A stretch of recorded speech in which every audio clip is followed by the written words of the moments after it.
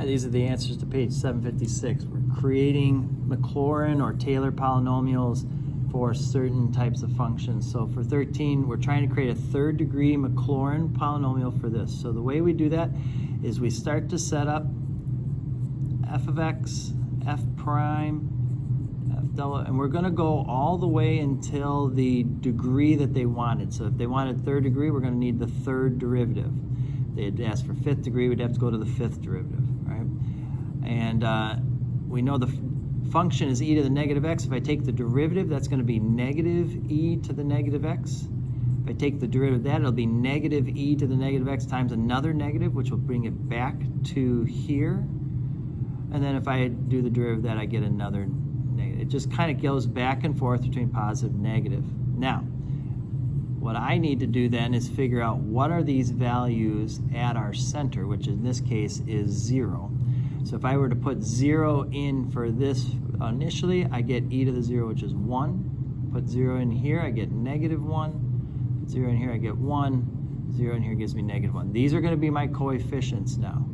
So when I do the Maclaurin polynomial of third degree, I will start with the f of x, what is the function value at c, and that's 1, okay, plus now the coefficient, negative 1 times x over 1 factorial, plus coefficient 1 times x squared over 2 factorial, and then plus coefficient times x cubed over 3 factorial. So this x over factorial, that's going to be constant, as we go forward on all of these Maclaurins or Taylors. We just insert the coefficient in front of it, or up top, or wherever we want to go. But that would be it. That's our Maclaurin. All right, so same thing here. I want to go to the fourth degree here. So I have f of x equals e to the 2x. I want f prime, f double, triple, and quadruple. And when we get to the quadruple, we'll just write a 4 there. All right, if I do the derivative of e to the 2x, I'm going to get e to the 2x times 2. If I do the derivative of that, I'm going to get 2 times e to the 2x times another 2, so that'll be 4. Times another 2 would be 8. Times another 2 would be 16. Now again, what I want to do next is evaluate these at c equals 0. I'm centered at 0, so if I put 0 in, I'm going to get e to the 0, which is 1. Here I'll get 2, 4, 8, 16. Okay, so my Maclaurin polynomial of fourth degree would be f of 0, which is 1, plus coefficient times x to the first over 1 factorial, plus coefficient times x to the second over 2 factorial, plus coefficient times x to the third over 3 factorial, plus coefficient times x to the fourth over 4 factorial, okay? And you can begin to see a pattern forming, and what we'll eventually do with these is write a general term for what we see, especially if we want to extend this out to infinity, but for right now, we're just getting used to this right here. I want a third degree for this one, so I need f of x, which is sine pi x. All right, I need first derivative, second derivative, third derivative.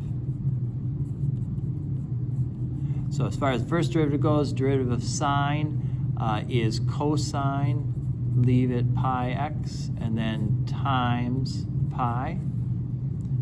If I do the derivative of that, I'm going to get a negative sine pi x times another pi, so that it'll be pi squared. If I do the derivative of that, I'll get negative cosine of pi x times another pi out, pi cubed. All right? So if I want that Maclaurin of third degree, oh, I'm sorry, before we get there, let me put c in now. So our center is 0. If I put 0 in here, I get sine 0, which is 0. If I put 0 in here, I get cosine 0, which is 1 times pi, so that's pi. Put 0 in here, I get sine 0 again, that's going to be 0. Put 0 in here, I get cosine 0, which is 1, but it'll be a negative 1 times pi to the third, so I get a negative pi to the third. okay? So my Maclaurin series will be 0 plus pi times x over 1 factorial plus 0 times x squared over 2 factorial plus negative pi cubed x cubed over 3 factorial. And so obviously these can zero out, and we end up with just pi times x minus pi cubed x cubed over 3 factorial. All right, now I want a 4th degree for this one, so let me, f of x equals x e to the x, f prime, f double, and we're going to show you a little simpler, a little faster way to do these. Once we kind of have a feel for what these are all about, then I'll show you kind of a quick way to do them. But for this one, it's just going to be a product rule. So derivative of x is 1 times e to the x as is, plus x times derivative of the e to the x gives us that. Okay. Second derivative, derivative of e to the x is e to the x, plus product rule would give us that again. And then if we keep doing this, we start to notice that we just add another e to the x each time, right? So this is what we're going to get with our last one. And we could certainly simplify this. We could have done, you know, this, then maybe 2e to the x plus this 3e to the x plus a 4e to the x, like that. You know, we could have done that if we wanted to. But I wanted to make sure you saw where that came from. All right, now, if I put 0 in here, I'm going to get 0 times 1, which is 0. Put 0 in here, I'm going to get 1 plus 0, so 1. Put 0 in here, I get 2 plus 0, 3 plus 0, 4 plus 0. So there's our coefficients, right? So our Maclaurin, a 4th degree for this, would be f of 0 plus coefficient times x over 1 factorial plus coefficient times x squared over 2 factorial plus, bring down here, coefficient times x to the 3rd over 3 factorial plus coefficient times x to the 4th over 4 factorial. So all of that right there would be our Maclaurin. All right, for 25, I want 4th degree, but I want it centered at 1. So we've got our function as 1 over x. So I'm going to write that as x to the negative 1.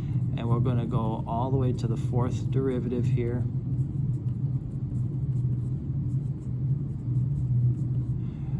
And so for the first derivative, it would be negative x to the negative 2. So negative 1x to the negative 2. For the second derivative, it would be negative 2 times negative 1, so 2x to the negative 3. Then negative 6x to the negative 4. And then 24x to the negative 5. Now, what we're doing here then is not evaluating at 0 anymore. We've centered it this time at 1. So if I put 1 in here, I'm going to get 1, then negative 1, 2, negative 6, 24. Okay? So when we build this out, now I won't call it Maclaurin because it's not centered at 0. We're going to call this a Taylor series of 4th degree would equal f of 1, which is 1, plus coefficient times, and this time, since we're centered at 1, we have to make this x minus 1 to do an adjustment. Okay? To the 1st over 1 factorial, plus coefficient times x minus 1 squared over 2 factorial, plus coefficient times x minus 1 to the 3rd over 3 factorial, plus coefficient x minus 1 to the 4th over 4 factorial. So that would be all of this, our 4th degree Taylor polynomial for that. For 27, similar idea. I've got my function as x to the 1/2. I want to go all the way to the 4th degree with this. So I'm going to do the 4th derivative, triple, quadruple. All right. So first derivative would just be 1/2 x to the negative 1/2, then negative 1/4 x to the negative 3/4, then positive 3/8 x to the negative 5/2, and then negative 15/16 x to the negative 7/2. All right. We're going to center this at 1. So if I put 1 in, I get 1, 1/2, negative 1/4, 3/8, negative 15/16. So my Taylor series of fourth degree for this would be f of 1, which is 1, plus coefficient times x minus 1 to the first over 1 factorial, plus coefficient times x minus 1 to the second over 2 factorial, plus coefficient times x minus 1 to the third over 3 factorial, plus coefficient times x minus 1 to the fourth over 4 factorial. And certainly we can do some cleanup on that, and we can simplify, but that gets you started. That gets you seeing the pattern of coefficient, term, and whatnot. All right. For 41, what we want to do is find out, well, what would be an approximation for f of 1/2 for this? And we created an equation for that back the very first one, right? We created this equation here. And so what we can do on this is just put that in. The Maclaurin, third degree Maclaurin polynomial approximation of e to the negative 1/2 would be 1 plus negative 1 times 1/2 plus 1/2 squared over 2 factorial minus 1/2 to the third over 3 factorial. And what I'm doing here is I'm using this exact function. I'm just putting 1/2 in for x. Just saying this is a function I can use to approximate, and that's exactly what I'm doing. So I'm going to go to my calculator now and go 1, and that'll be minus 1/2 plus 0.5 squared divided by 2 factorial, which is 2, minus 0.5 to the third divided by 3 factorial, which is 6. If I hit enter, I get 0.604. So that's an approximation for e to the negative 1/2 power. Now, if we actually did e to the negative 0.5, you see it's not a bad approximation. It's pretty close to 2 decimal places for sure. All right, and that's all we're doing there. All right. So now 67a wants us to find a 4th degree polynomial for e to the x, compare it to the 5th degree polynomial for this, and see if we notice anything. So if we do if I do the Maclaurin for e to the x, all right, just to save us some time, I know it's going to be 1 plus x squared over 2 plus x to the third over 3, and we're actually going to start to recognize this. We're not going to develop this every time. We're just going to say, you know what, e to the x is this for sure, and we'll just be able to use this right away going forward. But this is what the 4th degree for that looks like. Now, as far as x e to the x goes, it's 5th degree. I can borrow it from up here. We found the 4th degree earlier, right? It was 0 plus 1 plus x plus 2x squared over 2 factorial plus 3x to the third over 3 factorial plus, and I would imagine if I was a betting man, that the next thing would be 5x to the 5th over 5 factorial. All right.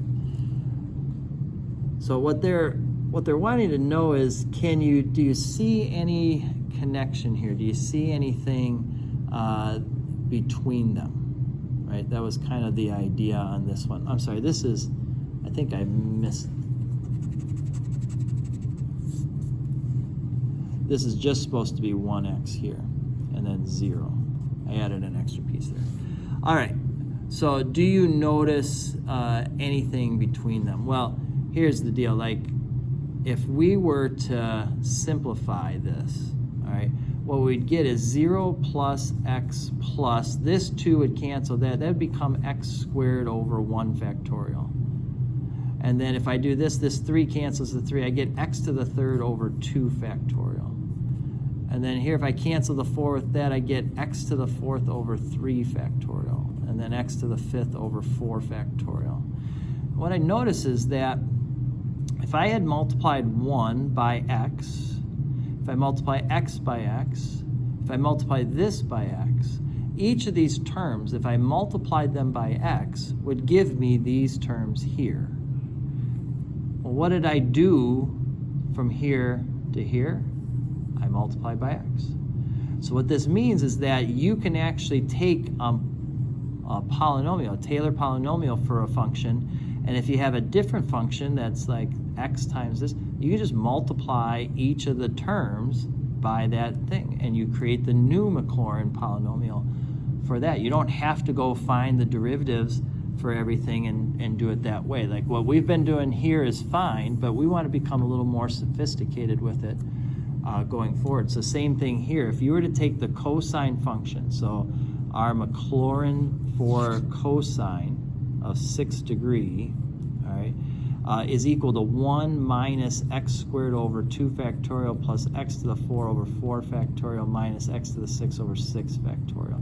Again, we're going to become really good at that and just recognizing it. The 5th degree for sine is x minus x to the 3rd over 3 factorial plus x to the 5th over 5 factorial. All right. Now, they want us to say, do you notice anything?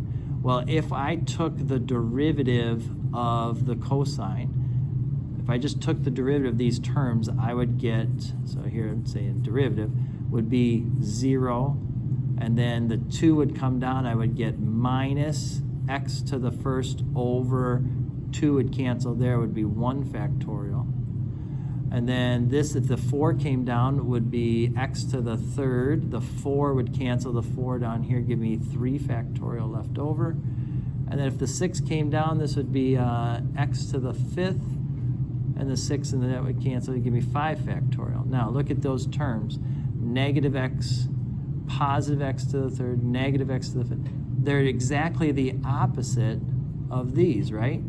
Which makes sense because the derivative of cosine is negative sine. So if I take the derivative of my terms and then take the opposite of them, I end up with the sine function there. And that's also true, that the derivatives of these, the integrals of these, if I integrate or take the derivative of their pieces, I'll end up with the exact same values there.